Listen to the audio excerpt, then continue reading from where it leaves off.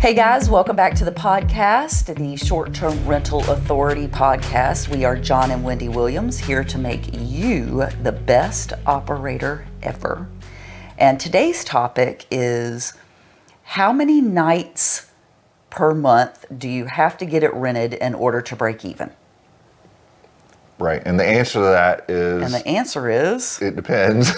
John's answer to everything. It depends. It truly does. But here's what you need to figure out. You need to figure out what are your expenses. So what are your base expenses? Meaning, if no one stayed there at all, that place still costs you something. Right. We call it fixed expenses, but yeah. It's your fixed expenses, and the reason what he said is because, well, here I'll tell you what they are. They're what the place would rent for per month as a long-term rental. It's your gas, electric, your utilities. Water, all right, utilities. Which are technically variable, meaning they aren't exactly the same every month. They're just not.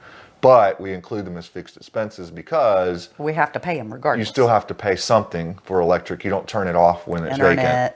Right. Yeah. Internet's more of a...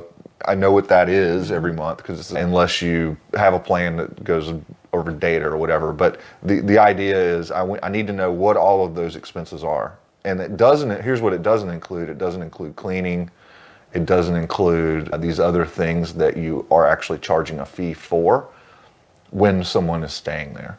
Right. So it's just your fixed expenses. It's your rent. It's your utilities, it's your insurance, it's your any software subscriptions you have that you pay either way. It's those things, and you add all that up, and now you have a monthly number, because truly that's what break even is. It's how much am I paying every month? How much am I paying every month, and how much do I have to make to break even, to bring that back to zero? Right. So the question really becomes is, well, how much do you charge per night? So if your fixed expenses were, $2,000, just to make it a round number and make the math easy, if you charge $2,000 a night, the answer is 1. Right. If you charge $1,000 a night, the answer is 2. If you charge $500 a night, the answer is I need 4, because I'm trying to get to 2,000. So it's very dependent on what is your nightly rate. And the challenge becomes that your nightly rate, well, at least it shouldn't be. It should not be the same across the board. Right. And it's very seasonal. So when I say it depends, not only does it depend on what are you charging per night, it also depends on when. In other words, here for example, in our market, our seasonality is January is our worst month. June, July tend to be our best months. So the number of nights we need to break even in August, because we're charging more per night, is actually less than it is in January. Right, because we have a certain number that we have to get to break even that month. And if we're able to charge more, that average daily rate, if we charge more on that average daily rate, then we don't need to get it booked as much. Correct. And so average daily rate, what that term is, or ADR, what that is what on average do you charge per night? Because every night's different. Weekends are different. Even if it's just, hey, it's this price during the week and this price on the weekend, or it's this price in January and it's this price in July. Right. It changes, right? So your ADR actually changes per month. So how do you get to a place where, okay, I know I'm going to be able to make it? And what we suggest is start looking at things over a 12-month period. So start looking at averages instead of trying to say, this month it's this and this month it's this. Eventually you will figure that out as you have data, but you almost have to be operating for a year to know what your numbers are. Yeah, I think that's a really interesting mindset shift that a lot of people need to make that are thinking about going into the short-term rental space. Is, yes, you do want to make money. We're in business to make money, but it's important to think about it think bigger. Think of it in a year's worth in terms of a year instead of a daily rate. Yeah, and so what you're looking for now what you can start doing is averaging out over the whole year. Right, and that's why you need to make that mindset shift, I think. Yes. Yeah. Because it's hard to say. That's why I said it depends, because I said, well, is it January or is it July? Right. So you need to have that mindset of, oh, well, okay, Let's look at bigger time periods. Let's make it. Let's go bigger here. Right. So the question was, what's my average daily rate? And the real question is, well, what's your average yearly rate? Yes. Right. Is the real That's thing the you need real to know. What's your question. average daily rate over a year's period? Yes. And now you can start getting into, okay, on average, I need 13 days of the month rented to break even. Right. But that probably means that in January you need 20, and in July maybe you need 7. Right. But it averages out to 13. Yes. So you're looking at, as long as you're looking at it over a long period of time, you can get more accurate with what that actual break even number is. Yeah, so I think that's a really great nugget. What you just said was just shifting your mindset a little bit to not focus on so much about the average daily rate. Think of it as a average yearly rate. Right. Yeah. Which essentially comes down to an average daily rate. But Right. take the yearly amount and divide it by 365 if you want. Right. Okay. So if that's the case, then how do we even get started? Let's talk about the tools that you can use to come up with that number. Right, because that is a problem. Like Yes. it's way easier to come up with that number if you've been operating for a year. Right. Or even 6 months, because at least you have 6 months of data. But if you're just starting and this is your only property of that type in this area, you have to have some way of figuring, or at least estimating that out to figure out, okay, what on average. And by the way, it's like, hey, what you're really asking is, does that sound reasonable? Can I get half the month rented and break even, or whatever that number is? Yeah, I think that is the actual question that people really want to know the answer to. Right, because I always ask, well, why are you asking? Well, I'm afraid it won't do well. Right, and that's the concern, is the fear that I'm not going to get it rented. Yeah, and how do I estimate that? Yes. So yeah. Here's a way to estimate that. There's a tool out there called AirDNA. AirDNA. Yep. And it's a subscription service. You're going to want to pay for at least a month of it, because that's the only way you're going to get all the data you need. What it does is it looks at all of the reservations in your area on 2 platforms, Airbnb and VRBO. And it will come up with averages for every, say, 2-bedroom in that area, and say, hey, here's the average revenue for 2 bedrooms in your area. But not all 2 bedrooms are created equally. Right, they're not. So you can... They're not, even if they're next door. Yeah, and AirDNA doesn't know that part. That's the problem. So you can't, while it's all the data, that's the good part about it. The bad part about it is it's all the data. Right. So for example, if what you're really looking for are, because remember, we're trying to figure out what is the annual revenue for the 2-bedroom I have. Well, I don't know yet because I don't have data, so I'm going to go out to the market and look at other 2 bedrooms. And what you have to do with a tool like AirDNA is realize that 70-80% of the data is actually junk and is not useful to you. So what you have to do is go find true comps, because your true comps are not necessarily just other 2 bedrooms. Right.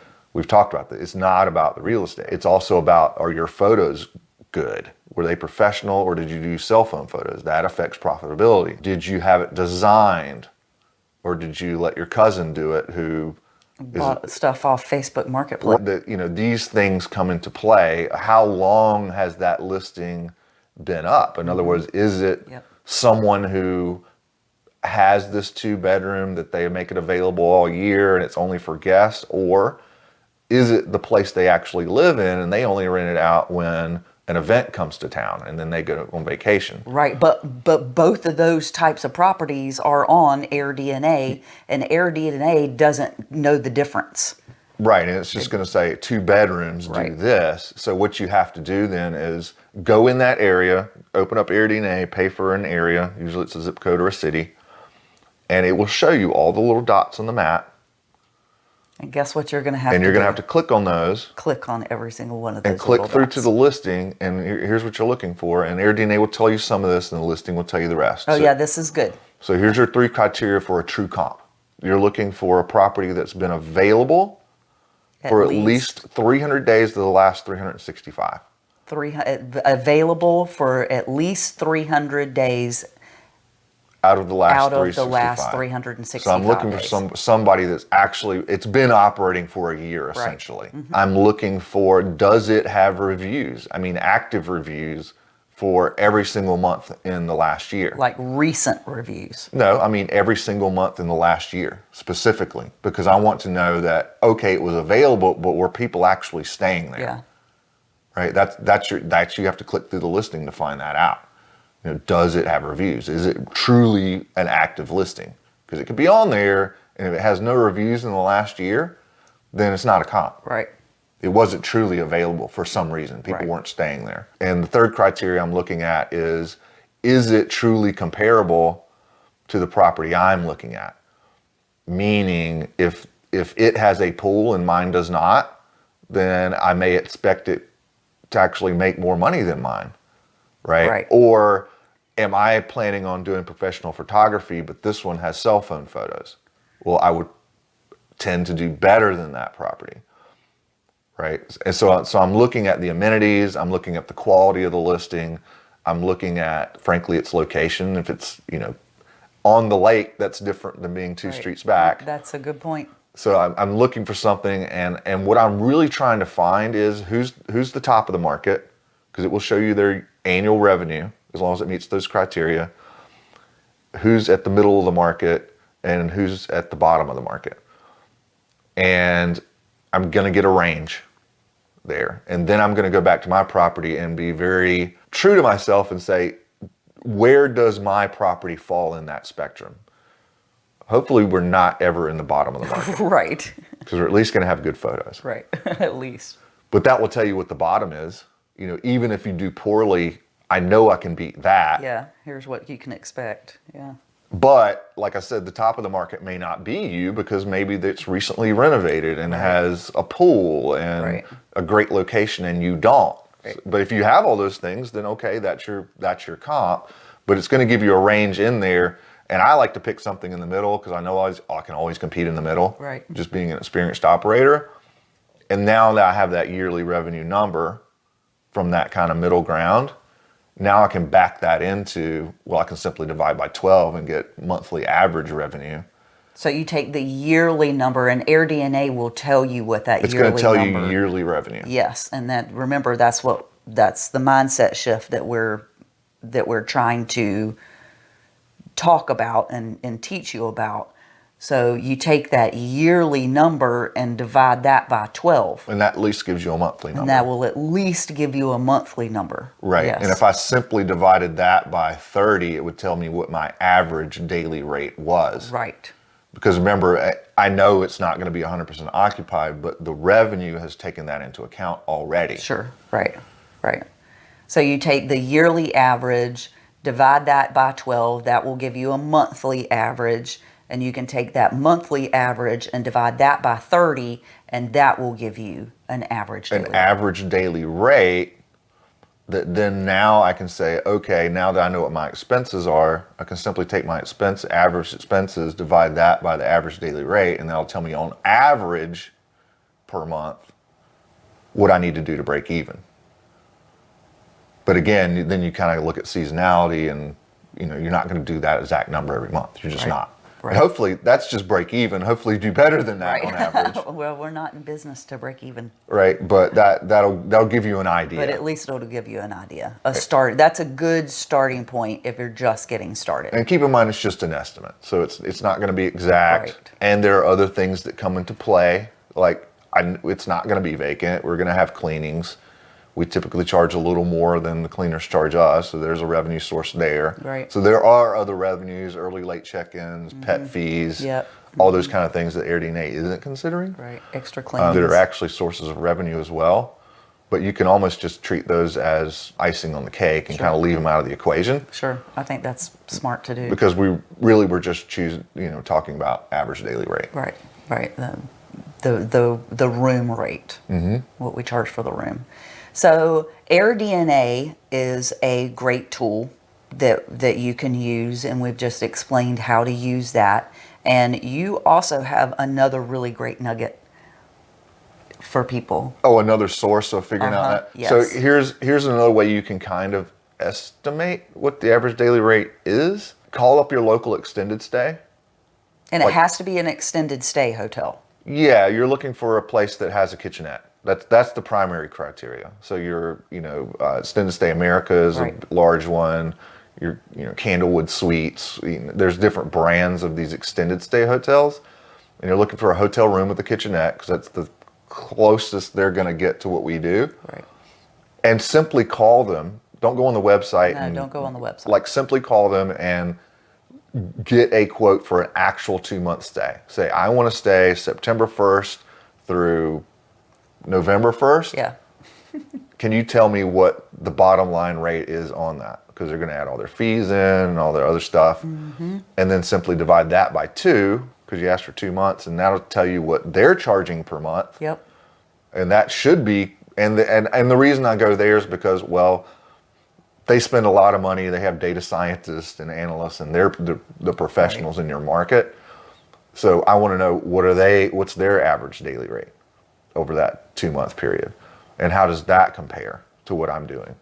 Right. So get a 2-month or a 60-day. Yeah, because quote. because you're gonna get their best rate. Yeah. If you ask for a 2-month. Yes. quote. Yeah. Exactly. So get that number for the 60 days. Divide that by 2. That will get your monthly For them, and then divide that by 30, and that gives you at least what their average daily rate is. Right. So it kind of gives you a sniff test of where is what I'm doing comparable.